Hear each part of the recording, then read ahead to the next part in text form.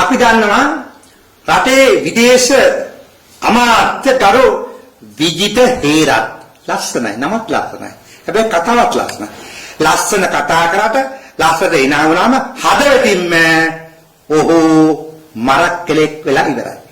හේතුව මේ වෙන විට මරක් කළ මිනිස්සුන්ට මරක් කළ හෙදියන්ට Tamanට අවශ්‍ය සංස්කෘතිය අනුව ඇදුම අදින්න පුළුවන්.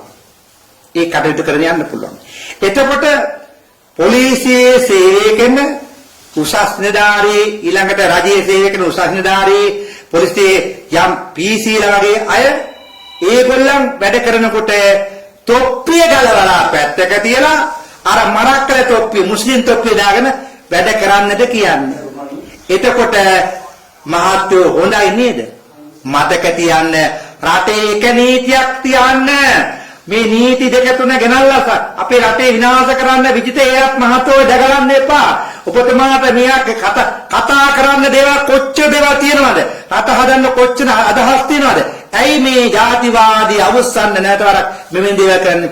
යම් විදියකට මේ පොලිස් නිලධාරියෙක් මට මේ පොලිස් තොප්පිය දාන්න බෑ. මට ඕනේ මගේ ආගමේ විදියට මුස්ලිම් තොප්පිය දාගෙන සුදු තොප්පිය දාගෙන වැඩ කරන්න.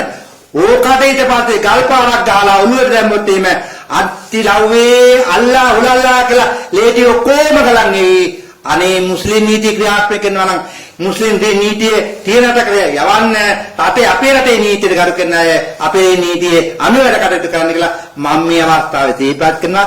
ඒ සංස්කෘතික කර්මයේ ගියොත් එහෙම ලංකාවට නීති පද්ධති දෙකක් තුනක් ලැබෙනවා. ස්තුතියි.